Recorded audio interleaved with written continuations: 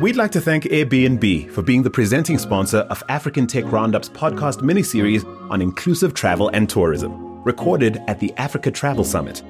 Visit Airbnb.com right now to discover and book unique homes, experiences, and places all over the world. They're all waiting at Airbnb.com. I'm Andile Masuku, and featured on this podcast is a Swedish entrepreneur who's best known for growing Travelstart from a profitable online travel disruptor in Scandinavia to one of the world's largest online travel agencies servicing emerging markets in Africa and the Middle East. Stick around to hear what prompted him to move his family to Cape Town in 2004 to pursue startup success, what inspired him to sell off his European business and go all in on the African dream in 2010, and what drove him to take on $40 million of investment in a round led by Amadeus in 2016. This is an independent African Tech Roundup production. The opinions expressed by me, the host, and those of my guest do not necessarily reflect the opinions of the presenting partner, Airbnb. Hi, I'm Stephan Ekbergh. I'm a father of four.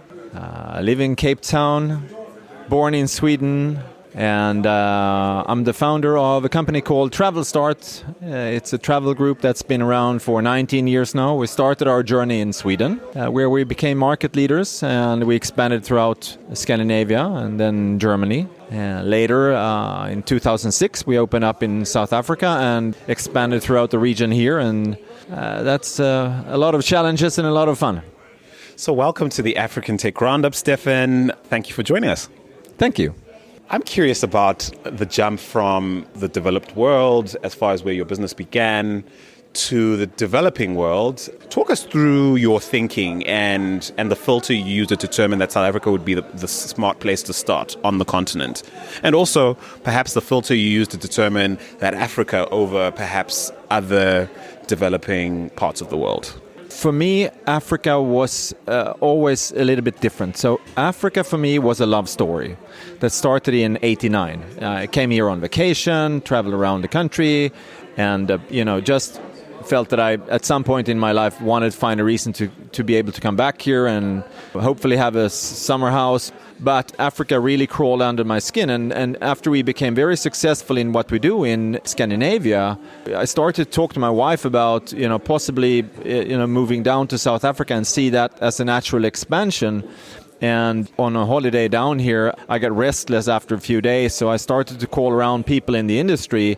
And one of the things that I noticed was that they were very laid back about everything, about technology, about what's next. One of the CEOs that I tried to get hold of, I could never get hold of him, and after 3-4 days, his secretary admitted, he's out playing golf. And I thought, if the CEOs of the industry are out playing golf midweek, not attending to business, it might be an opportunity to do something fresh there. So I said to my wife, what do you think? Shall we move here? And she was more like, I've just been waiting for you to say that. And so for us, on the personal level, we felt that we wanted a change and we wanted a bit of an adventure. But I think more than that, I've also felt that we could do change in this industry here, and that was really what I was keen on exploring. So that's really how it started. And as I said in the beginning, it was really a love story because I just love this place. So tell me when the economic argument for being here or expanding to the African continent, to South Africa first and other places later, when did the economics catch up to the sentiment? That sounds like a very, clever question. I'll try to answer it my way. So we started up here. I was hoping to be able to justify the investment of starting up here, but I'll tell you, we were bleeding money like crazy for the first year, and it was all my money because we didn't have an investor. So we basically had to take all the profits that we made and just plunk it into this very uncertain venture. And you got to remember, back in those days, what year are we talking? So we're talking about 95. 2005 and 2006. And, there was, internet was very sketchy. There was even this joke going around that it was faster to send mail with a pigeon than with email. And they actually did some tests to prove that. And the pigeon won, Super pigeon. and so it was very sketchy with this whole thing with the internet. Nobody, there was no real, payment connectors and stuff like that. So you really had to do everything from scratch. But for me, that was fine because I had done it before. When we started up our first internet travel companies back in Scandinavia in '98, everything was new. So I was used to that, and I kind of like that period, that transition phase when you do everything from scratch. But it took us basically 2 years before I could see that, okay, you know what, this is going to turn. This is going to when it does, it's going to turn fast. And so after about 2 years, I knew that we had a winner. Then it was just a matter of, okay, how big can it get? So what metrics signal this to you at the time? Well, it was basically the growth. It was the growth. It was the customer satisfaction levels. It was, the profit per transactions, the customer acquisition cost. All those metrics were like, yay. What were you disrupting at the time, principally, in terms of the incumbents in the space? Yeah, so it was primarily the traditional travel agencies, of course, in those days. And we catered really for the early adopters. There was competition, but they didn't do stuff very well. Like your Dutch cousins? Yeah, so I mean... Booking.com, for example. Well, Booking.com actually weren't here at the time, but there were a bunch of others like LastMinute.com that did really, really well in Europe, not so well here. I think we had Travel.com AU from Australia. I think they did well in Australia, not so well over here. And some local guys who did stuff, but not on the same level of professionalism, I would say, that we did. So the CEO you described, was he in the travel business? Was he in the travel agent business? Yes, no. So he was the CEO of a GDS business. What's GDS? So that's like the Amadeus and the Sabres and distribution systems for airline content. It's basically the system that travel agents use worldwide to access and book travel information, to issue tickets, and basically handle everything that comes to air. Tell me why that CEO is probably kicking himself for not taking your call or not being available to take your call today. Well, there was a lot of stories like that. I can mention one thing. I had several meetings with a few companies where I offered them a shareholding in our company for simply issuing our tickets, which they didn't take, and so I think they made a mistake when it comes to that. But in a way, you have to understand it as well, because people want to try to defend their old businesses, and of course, not helping a maverick like me coming in here might sound like that makes a lot of sense. But then again, you never know. So I think when it comes to competition, especially new competition, you have to be very humble.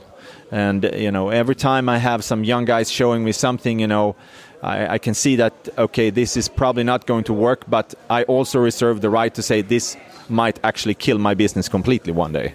So how many markets do you currently service on the continent? So we have offices in 5 markets, but we obviously cater for a whole bunch of other markets, like Namibia, for instance. We have no office there, but we have a bit of business from there. Same thing from Zim and Botswana and other places. So, how important is a presence in the context of your business? I mean, there's a side to me that reckons you should technically be available anywhere the internet is. So maybe let me into how and why that's not necessarily true. Well, the thing is, I'm thinking like this. If you want to become market leader, I'm talking market leader, north of 50%. I mean... of what here? North of 50% market share. If that's what you... Sorry, in which sector? whatever sector you want to do. I think you need local presence. You can't do that remotely. I mean, look, in principle, Google or Facebook, they don't need representation in South Africa. Even Airbnb might not need representation here, but they do. So I think if you need, I tend to say you need to drink the tap water where you do your business. So you need to be close to the customer. You need to be able to touch and feel and smell them, and be close to the supply as well. So and our thinking was more that we didn't just want to scratch the surface and get a bit of business here and there. We wanted to become market leaders. So you achieved that, and if so, in which way? So in South Africa, I would say we are market leaders in the online space. There are still, a couple of agents, traditional in the corporate space that are bigger than us, and but we're eating into their market share every day. As far as online goes, in the flight space, definitely we are. We have north of 50%. I think it's more like closer to 70, 80. And we're starting to do more in the hotel space as well. Even though both Airbnb and Booking.com and hotels is virtually impossible to compete with. But you can always make their lives a little bit more miserable, maybe, and more than that, actually making life a little bit better for the local consumers and the local supply by basically trying to innovate a little bit. Where I sometimes find that the big guys who does an incredible job, where they sometimes get a little bit too rigid in their models, which not always is beneficiary to the local supply, for instance. We're taking a quick breather to thank the presenting sponsor of this series, Airbnb. Can you imagine a world without travel? We certainly can't. And that's why at African Tech Roundup, we reckon that the opportunity to travel and experience everything our world has to offer should be something everyone can enjoy. Airbnb happens to think so too. They also believe that Africa's travel and tourism industry can do a lot to sustainably empower and economically elevate underserved communities, which is why they hosted the first ever Africa Travel Summit in Cape Town's Gwalanga Township in 2018, where the series was recorded. Airbnb can't wait to put you onto millions of unique homes, experiences, and places all over the world. Book now at airbnb.com. And now, back to the conversation. Do you guys run a sort of back-end B2B service? And the reason I ask is I might be wrong in seeing it this way, but the sort of trend towards brands and rewards programs, when I think of insurers like Discovery, for example, and their partnerships with the like of BA and Emirates and Gulula.com and that kind of thing, I feel like when I think of how much I've spent through a rewards program of that nature and not on your platform, I see that as indirect competition for you. And so my question is, do you supply initiatives like that with back-end support? Is that part of your model at all or not? We haven't done it in the past. We've started to work a little bit more with that now, with banks. And I'm not sure if we do anything with any insurance companies, but definitely with a few banks, a few retailers like Pep, etc. The question is always, is that model going to work going forward? I come from Sweden, and of course we don't do stuff like that there. We've had a business in Turkey for a few years. I saw that banks tried to venture into travel. They pulled out after a while, and same thing in insurance. I think in South Africa, the insurance companies and banks have been very good at locking in customers. But my question is, when everybody have the same deals, what is the advantage then to me as a customer? So we are very focused on trying to build a good brand, a consumer-focused brand that only does travel. So we're not doing banking, we're not doing any of that, but where customer wants to come back to us again and again. And where we actually can disrupt it by having a very aggressive supply strategy, meaning that give people deals that they wouldn't find anywhere else. Right. And so as a region, or perhaps you might want to highlight specific markets within the African continent. 80%. Get out. Really? Yeah. 20% Middle East and 80% here. Would you have predicted that in 2005? Yes. I always said that our Africa business, even when we had our business back in Scandinavia, I always said that our Africa business will be will be bigger. So give me a sense of why that was such a foregone conclusion for you at the time. And you have to know that a lot of people are going to listen to this podcast and be surprised by that. I've come to learn, late in life, unfortunately, but you only win if you're all in. So I had a decision to make, and that was, what do we do with the business going forward? And I knew that the competition was just getting, more and more fierce in Europe.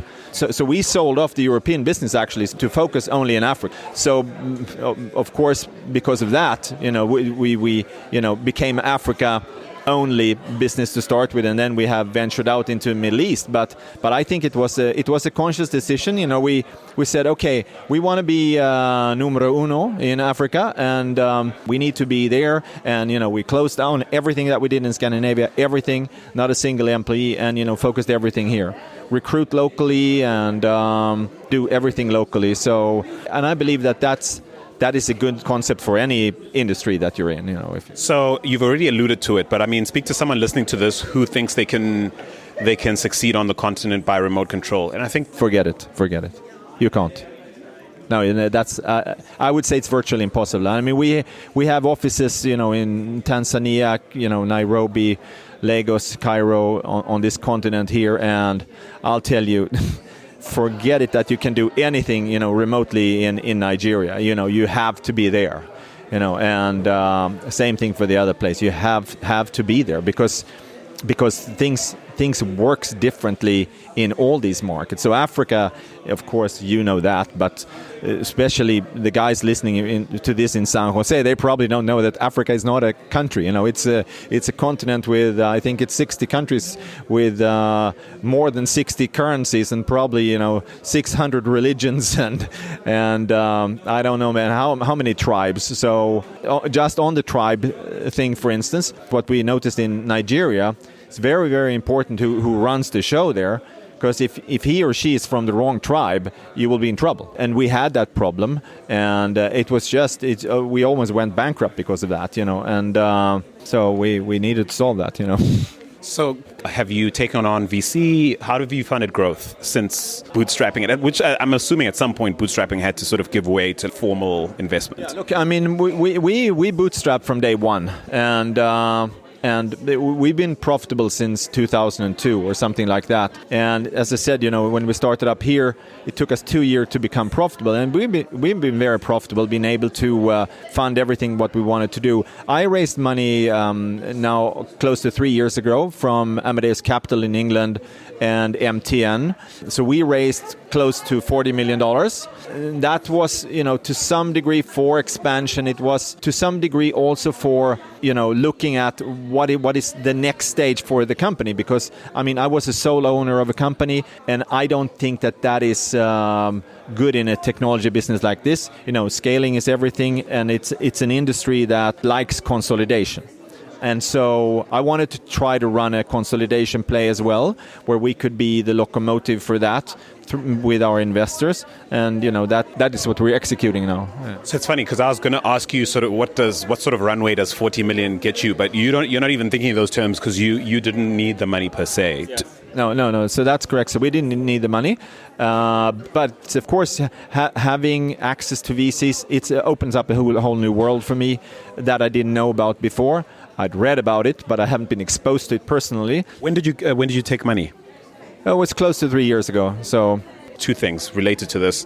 What signaled in your mind it was time to engage investors, number one, and two, maybe the biggest thing that's shifted in terms of your mindset as a founder, as a CEO, post taking the money? The rationale was, as I said before, some scaling, but also really looking for partners. Really it was great to be, I married when I was 32. It was great to be a bachelor, till I was 30. Suddenly it wasn't fun to be a bachelor anymore. And it was the same thing with the business. I really enjoyed my autonomy. I enjoyed my freedom. And then suddenly I didn't do that. I didn't enjoy it anymore. I said, either I get a partner or I'm out of here. And so I was really looking for that partnership. So that's been really good for me. I can bounce stuff off with people, and when they don't know the answers, they can, direct me somewhere. And I feel that because of the shareholding now, I've got 51%, they own 49%. It's really like a real partnership. And so that's been good for me. And I feel that I can run faster. And that's been really good. That's been rewarding, I feel. So the final questions, because you need to take to the stage in a few minutes. These are quick rapid fire. Thumbs up or down for the single African air travel market? Great. Go. Can't wait, I bet. No, that's great. I mean, we're talking about it all the time. I talk to people in the aviation industry. Of course, it's awesome. It would completely change the dynamics on this continent. Not only for the travel industry, but really for the consumers. Because some of the routes within Africa are the most expensive routes in the world because they haven't been exposed to proper competition. So finally, 3 travel trends. They might not be related to air travel necessarily, but travel trends that you are onto because of your vantage point, given what you do and the intelligence you glean through your organization. 3 travel trends, Africa-focused, that you are super bullish on or excited about right now. Well, that was easy. So I think that I'm very bullish about the private sector opening up. I've said to many people in leading positions in government and other that micro entrepreneurship, if you want to call it that, in a country like South Africa and other places around Africa, is really a fantastic way to grow the economy and to get the wheels spinning faster. And an example of that is, so I went to Paris a couple of years ago, and there was this a guy. He ran this sidecar business. Do you know what a sidecar is? Yeah, I do. It's a motorcycle with a little thing in the side. Exactly. And so I took my wife and my girls out, and it was a lovely day, and it was like the highlight of the vacation. And I started to ask him, what's your story? So he was my age, north of 50, and he said, well, I've been a advertising executive my whole life, and he said I came to office one day after I turned 50, and I said, if I do this, one more year, I'd rather die. And so he took some time off and asked himself, what do I love doing? He said, I love being outside and I love bikes. So he bought a sidecar and, just put up some random stuff on TripAdvisor. And I think when we met him, he had 7 sidecars, and quite thriving, busy all the time. And he said, I've never been this happy in my life. And I think that is what I would love to see here. I would love to see that around the continent. So that whole movement and what's the democratization of travel and tourism? I tell you, I am super excited about that because people will start to see something different when they come to South Africa. And I think the fact that Airbnb put this conference here in Langa also sends a strong signal. I haven't talked to them, but I think that that's what they wanted to do as well. So I'm excited about that. Yeah, that's one, but I think it's a solid one. I'll have to save the other 2 things you're excited about for the next time you're on this show. Thank you so much, Stephan Ekbergh of Travelstart. Okay, thanks, Andila.